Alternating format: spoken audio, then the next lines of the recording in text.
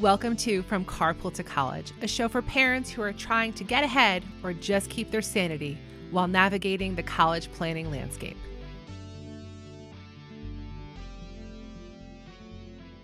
Welcome to From Carpool to College. I am Tracy Amadeo. And Tara Horitz. And in this episode, we're going to talk about curating the college list because Tara and I are getting a lot of calls for that right now. Oh, man. Did you hear that, everyone? That's another call. Is it, though? Yeah, actually, it is a client. Mm-hmm. That's so funny.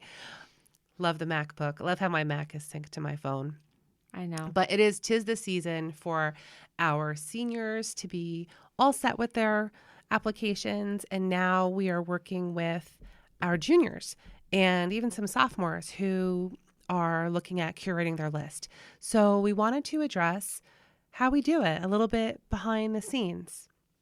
Right, exactly. So we usually have a family intake meeting, right? Yes. Where we go through and, get to know where the family is in the process, where they usually are in the beginning stages. But we go through and we get to know what's important to them and their child and what they want in terms of a college. And sometimes it can be a big web that they cast, and sometimes it can be kind of small. We try to, if it's too small, encourage them to think a little bit bigger than that. And if it's too big, then our favorite thing is to kind of, bring them in a little bit.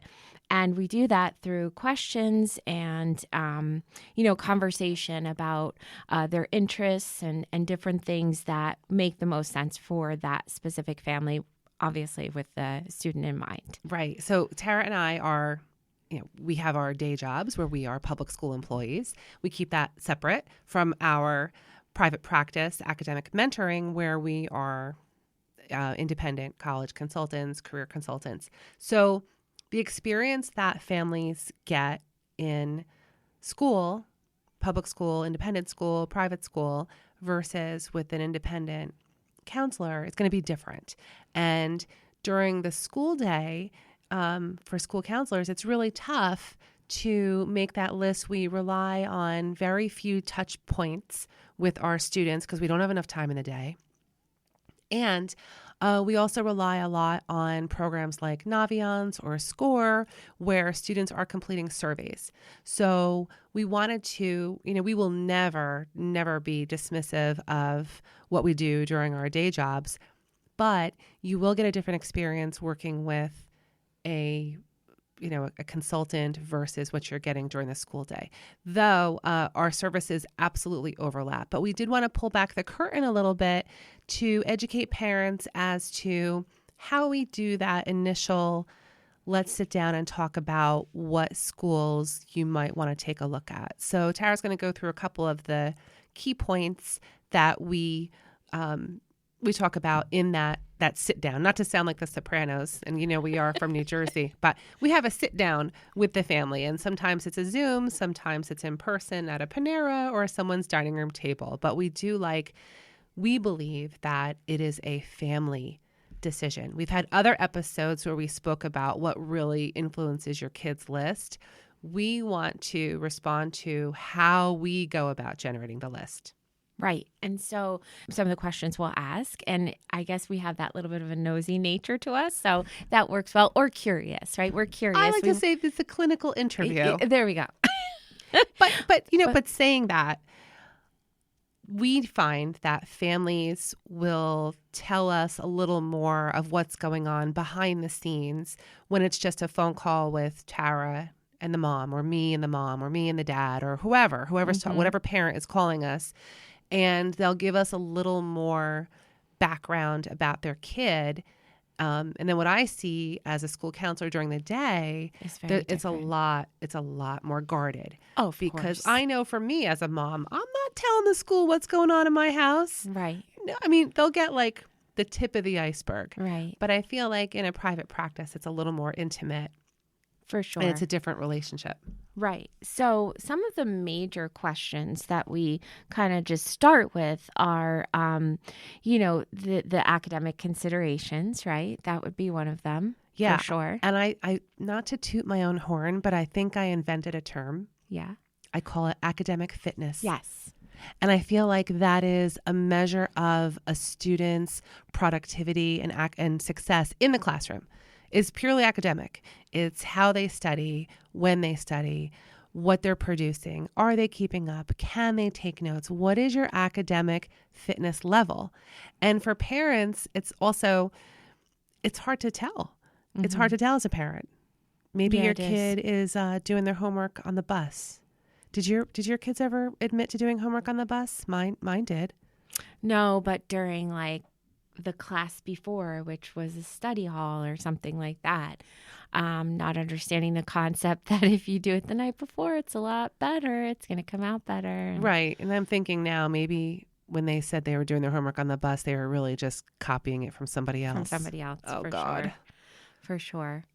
So the other one that we usually focus on, the major point would be the social and cultural fit, right? Oh, before we jump to social and cultural, also academics, and we know, I remember you were talking to a dad at a baseball game about this, about grades, yes, about GPA. Yep. And there's a lot of talk out there about grade inflation. There's a lot of talk about what is the GPA really measuring, and we talk about weighted GPA. So for our sit downs with families, we will ask, how is your kid performing in these classes, but also which classes are they taking? Right. And at what level? Because we know there were a lot of learning gaps with COVID, but there's also learning gaps naturally, and there's a lot of challenges. So an honest assessment, parents may not realize that your kid is maybe a chickadee instead of a woodpecker when it comes to math, but maybe they're a bird of prey when it comes to reading and writing. So, and I say that because I'm a bird nerd, but I'm really talking about truly different levels of academic aptitude and abilities. And it's okay, and it's human. I mean, God bless you if you have some dynamo who is just like killing it with way above grade level and 99th percentile in all their achievement tests and getting A's and A pluses and just like Pac-Man, just tap, tap, tap, tap, tap, like just chomping away at all the academics. That's awesome. But most of us don't have that. Right. Most of us don't have kids like that. Right. And you'll find that they have more natural inclinations for one subject or the other. So when Tara and I sit with families, we look at the transcript as a whole to get a sense of where are those areas of strength, and equally, where are those deficiencies? Right.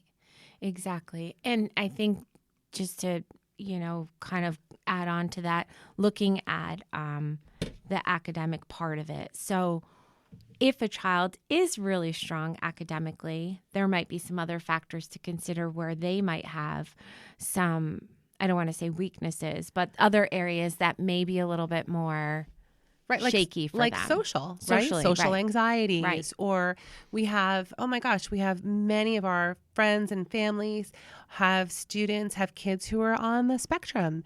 And it is a neurological wiring of how they interact with other people. And that, again, it's not a judgment, but it's a consideration. Right. Right, because we want our kids to engage and flourish. And as we curate that list, it's just one more facet of things to consider on what schools are going to land on there. Exactly.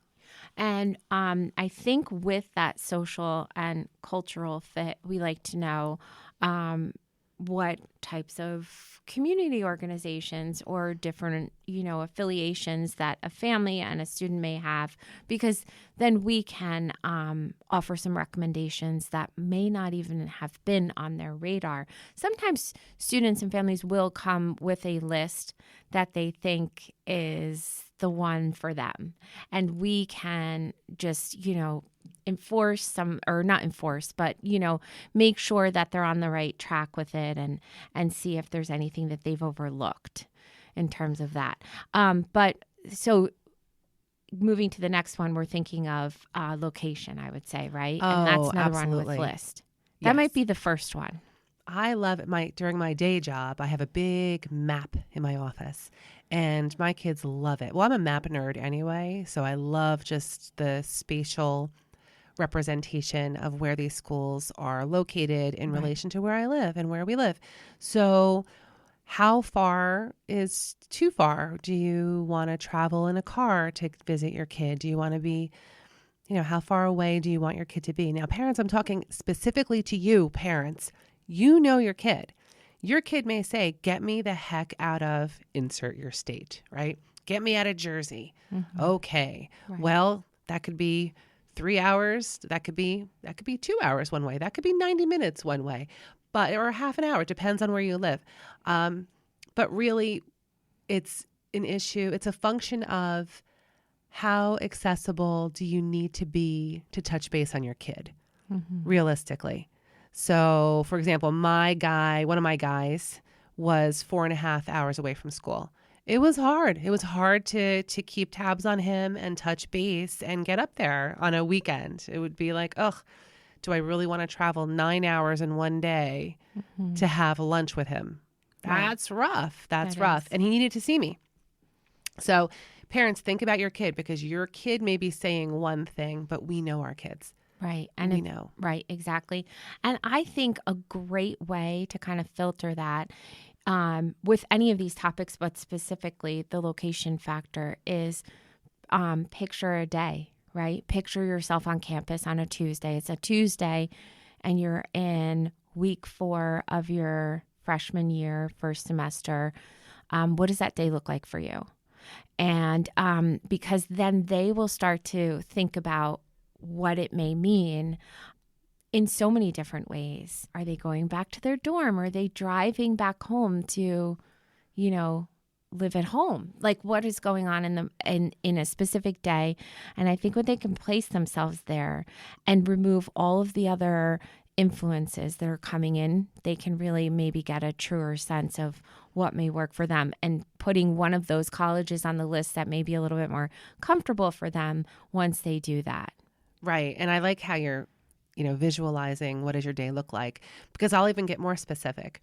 When you finish your class and you walk back to your dorm and you go up your 4 flights of stairs to your dorm room, and there's a room that's half the size of your bedroom of your home, and your roommate's in there, and you're sharing that space with your roommate. What is your tolerance for living with other people in close quarters as well? Right. What kind of space does your kid need? And that's social, that's sensory, that's if you come from a family where there's a lot of siblings, or if, what is your kid's experience? And it's okay to have a whole new experience, but it's also something to talk about. Right. Because I've had a handful of clients who were very boldly, unapologetically, oh, hell no, I am not living in a dorm. I'm going to commute. Like, great, awesome. Yeah. But for whatever reason, that's not the culture. Yeah. The culture is everybody goes away. Everybody goes away. Yeah. My nephew went to a very urban school setting, and he lived right across from a farm where there were cows. Oh, so rural. Right. You said cows. Urban at first. Oh, I'm like, no. You meant No. I mean, like, he grew up. Oh, he grew up urban and then went to rural. No. Wait a minute. Wrong way. Wait, let me start over. While Tara's thinking, I will tell you that we're looking for corporate sponsorship from Nespresso right now. Nespresso, if you're hearing us, we really enjoy your products. I have a Nespresso machine in the pods, and they're a little pricey on our teacher salaries. And if someone could just send us some more Nespresso pods, we would really appreciate it. So we need them. Okay. So take 2. Okay, here we go. So he went away to school to a very urban area. Got it. City-like, but grew up in a very rural area where there were cows that would often run loose on the property.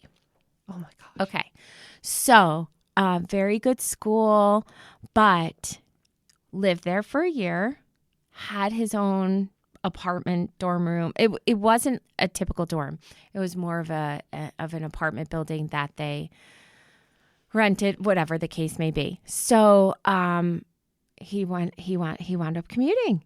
Wow. An hour each. It was about an hour each way. Okay. He's in his junior year now, and one of his biggest complaints was it was so noisy at night, couldn't sleep, and just all the traffic and everything. And it was just too much for him. Wow. And he needed to be back home. So would I've ever even thought of that when he first went away to school? Yeah, it is a different environment, but you wouldn't think like it would be to the point of where he would need to move back home. But he did well his first 2 years, but he's doing equally as well and saving on room and board. Yeah. Wow. Yeah. But as you can see, Tara, these are conversations. And this is why we have these conversations with families, with students, and parents will have different answers than their kids. And it's important for us as consultants, we listen to both. Right. We will listen to both. And very often we'll say, okay, well, here's a list that your parents have their, stamp of approval on. And here is the list that the student, the client will have what their wish list is. And then we meet somewhere in the middle, of course. But we don't ever want to box out someone's ideas. But again, like Tara's example, great example for that. And we also don't want to be the only person of our kind type situation in that school. So let's say diversity is a huge thing. And for us in Northern New Jersey, we're like a human spice rack over here. Mm-hmm. And for a North Jersey kid to go somewhere that's less diverse in every way, even with food and culture, is a bit of a shock and adjustment. Not that you would throw out a total school for that, but it's a consideration. Right. Definitely a consideration. So these are all the conversations we have as we curate our school lists. That's right. The next thing that we always consider is the cost, right? Oh. So I don't think, correct me if I'm wrong on this, I don't think that an initial list should start with what can we afford. I think it should start with where might you be interested in applying or looking into. And then from there, we start to bring that conversation in about cost. I don't think it should initially be, well, these are your 3 options because this is all that's within our budget. That's just my personal. No, that's absolutely it. Because just like no one's paying sticker price for a college. Right. So and if you are, we need an intervention on that one because you're being bamboozled. But it's a consideration, yes, and it becomes more of a consideration in a couple of facets. So we're talking about what kind of school, I don't want to, it's so hard to talk about this without talking. She's shaking her head. Don't say it. Don't say Penn State. Don't say Penn State. I love Penn State, I will say it. Okay. I'm going to, because I'm a Jersey girl. Okay. So everyone loves Penn State in North Jersey, but Penn State, I'll talk about Texas, University of Texas at Austin. Okay. So University of Texas at Austin, it's a beautiful school. But guess what? Their whole jam is to take care of Texas first. And 90% of their students are from the great, big, beautiful state of Texas. Okay. Mm-hmm. So they're going to take care of their own, which every state school, flagship school, should. It's part of their mission. Mm-hmm. So as we apply to out-of-state schools, yes, tuition, you may have a lower sticker price, but if you're out of state, you're paying full price. You're not getting a lot of the financial aid. You're not getting a lot of the same scholarships that were offered to in-state students. So these are all price considerations. Mm-hmm. So yes, make your list with not really like being budget minded, but as it gets closer, when you examine what you would be eligible for merit money, that becomes the finalization of, well, this could be a great school for you because you won't be paying full price. If that makes sense. Does that make sense? Or do I need more espresso? No. Also? Nespresso pods, Virtuo machine. For those of you who are listening, we will happily take them. No, that makes sense. But I think like when you're talking to the parents who are very systematic and organized I think that when it comes to the college list, it should fall together a little bit more organically at first, and then you run it through the filters, right? You want your kids to just start thinking about different options, and then you can move to a more specific list from there. But I don't think that you should definitely rule anything out in the very beginning stages, or, make it, more about where you want to see them going. It has to really be just kind of naturally start to take shape. Yeah, right. It becomes like ruling out things and crossing out things. What do we feel comfortable crossing off today? And it's not going to happen in a day or a week or a month. Oh, no. I mean, you start the conversation. So my younger child, every time we went to a tournament or to go visit a school for my older one, we would go into the bookstore and buy a baseball t-shirt for him. So his latest one is Bucknell. So he's going to Bucknell because that's the shirt that he loves to wear, and he wears it every single week. A few months ago, it was a different one, and it's just, that one has some stains on it. We're going to pull this one out, so that's where he wants to go. But that's okay. That's fun. Early on, you can, just start thinking about things, and then as you move closer to it is where you really start to run those filters. And we do have families who know, where we have students who know exactly what they want to study. And we have families who've done the research and they come to us with a list already. Mm-hmm. And that's great. Mm-hmm. And we say kind of, if you like this, why don't you try this one? Yeah. Just to kind of enhance the list a little bit. But I work with a family. I love this family. I'm not going to say their name, and I know that they listen. It's during my day job, and the boy wants to do ROTC. Okay. So he has to be very strategic in where he applies because it has to have ROTC. All right, that's number one. Number two, he's going to have Tara's carefully putting down her coffee. She's doing such a good job. My Nespresso, Virtuo, Malazio. I think that's how it's pronounced. We're going to plug the hell out of that to try to get some free coffee. That'd be great. Every other podcast does that, don't they? I think so. We're just not as slick. We're not as business savvy as those. So we're more education. So anyway, this boy is going to have his associate's degree by the time he graduates high school. So he's looking very carefully about how the credits will transfer. He's looking for ROTC. He's looking for business administration. So, and Dad is in financial planning. So he had the spreadsheets all set. Made my job so easy. But the school was like, the list was like 20 schools long. I'm like, dude, you are not applying to all these schools. Yeah. 20 is a lot. It is a lot. 20 is a lot. We used to say like 6 to 9. Now I'm seeing they're more like 12, the average. How many did Annie apply to? Do you remember? I think it was 6 or 7. That's not bad. Yeah. That's because Mom's a college planner. Yeah. 6 or 7 maybe. Nice. Good job, Mom. Yeah, like they actually listen to us. So like I would have to work a little bit with Tara's kid. She would talk to my kids. Like it's hard as parents because the other layer of this parents, and you know this, but we're here to remind you, because you are a parent, you're most likely, if you're an average family, your kid is going to tune you out. So very often, Tara and I will say the exact same things that parents say about schools, about life, about everything. And if it's our own kid, they will not listen to us. Right. So, and this is very tricky when it comes to curating a college list. So sometimes parents, we have to close our mouth and just listen, take notes, take copious notes, and also do your research and then gently bring in some compromising information. This is what we're going to do. And I know the mama bear in me was like, well, hey, I'm paying for this, so I get to say. Right. And that's not wrong. Right. That is absolutely not wrong. This is it's a family decision. And the trick is to have our kids be kind of push against what the other episode we had about what really influences your kids' list. Just kind of keep an open mind and make educated decisions as a family unit. It's tough, though. It is tough. Okay. So as we start to wrap up, are we ready to wrap up at this point? Yeah. So let's think in terms of a little bit of like a step-by-step, right? You start bigger, start early, right? Start bigger, start early.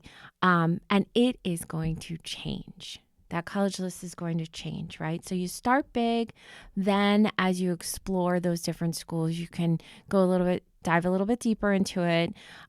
If it allows you and you're able to, if schedule wise, financially, make a trip or two, because that will help.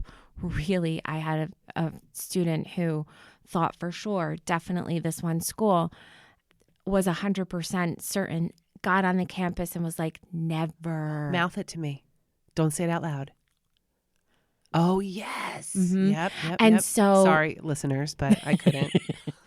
But that is, that could happen. I was shocked. I was totally shocked about it, but it will happen. And, for whatever reasons. But so just start big, start to narrow, as I would say, that early junior year, sophomore year is happening, because then you can really kind of make your plan to visit, and then go into the more specifics of the cost and, majors and all those filters that, will help you to decide. Oh, for sure. And parents, the resources that we love when parents use the net price calculators on the websites for each school.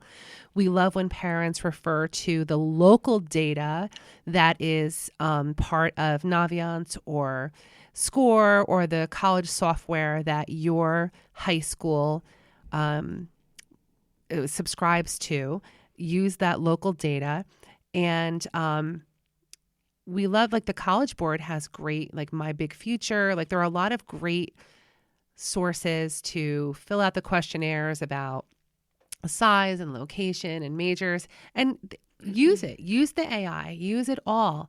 But just know, as Tara said, like, this is a live list, and there's ads and drops and ads and drops, and to really keep an open mind, making sure that you have a nice balanced list. Right.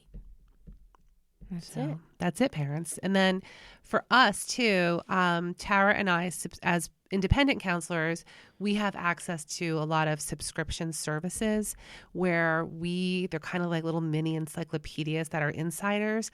So I don't want to plug any of those, but we do belong to some kind of clearinghouses that we'll just flip through our resources. Yeah, and we'll categorize for according special considerate, like schools that Social Butterflies like, schools that are good for students who have learning disabilities. Like, they're kind of off the record, like, kind of not things that should be open to the public, that are more insider. So that's another source that independents can use. And school counselors have those too. You're allowed, a licensed school counselor will have access to those resources as well.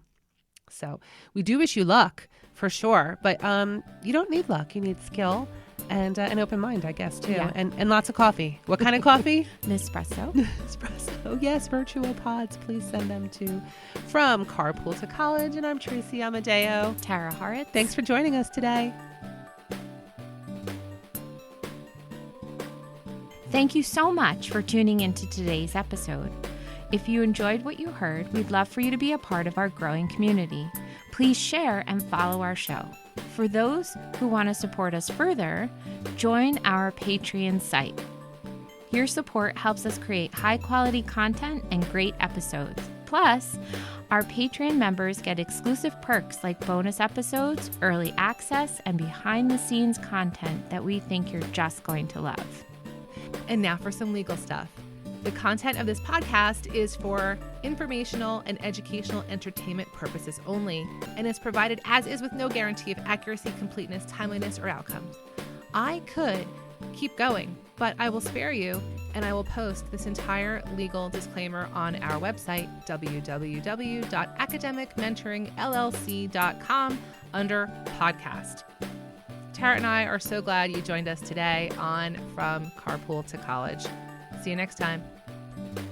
Something like that. Yeah. Done? That's good. Okay, Chris, make that pretty, please. Pretty, please. Make it pretty, please.